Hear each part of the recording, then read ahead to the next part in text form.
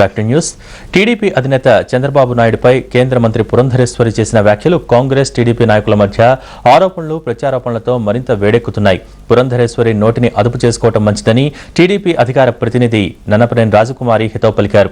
టీడీపీని విమర్శించేందుకు పురంధరేశ్వరిని కాంగ్రెస్ పావుగా వాడుకుంటోందన్న విషయాన్ని గుర్తించాలన్నారు. గచ్చిబౌలిలో భూముల్ని కాంగ్రెస్ పార్టీ అండతో కబ్జా చేశారని దగ్గుబాటిపై ఆమె విమర్శలు గుప్పించారు. ఎన్టీఆర్ను ఆనాడు గద్దె దించేందుకు కుట్ర పన్నింది దగ్గుబాటేనని తీవ్రస్థాయిలో ధ్వజమెత్తారు. మీ నాన్నగారిని బండబూతులు తిట్టిన పార్టీలో నువ్వు ఉన్నావు. మీ నాన్నగారు కారుకి అడ్డంగా పడుకున్న పార్టీలో నువ్వు ఉన్నావు.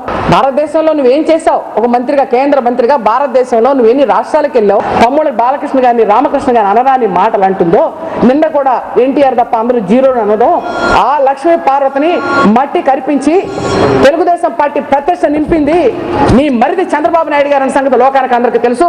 దయచేసి పురంధేశ్వరి గారిని నోరు మూసుకుంటే మంచిది.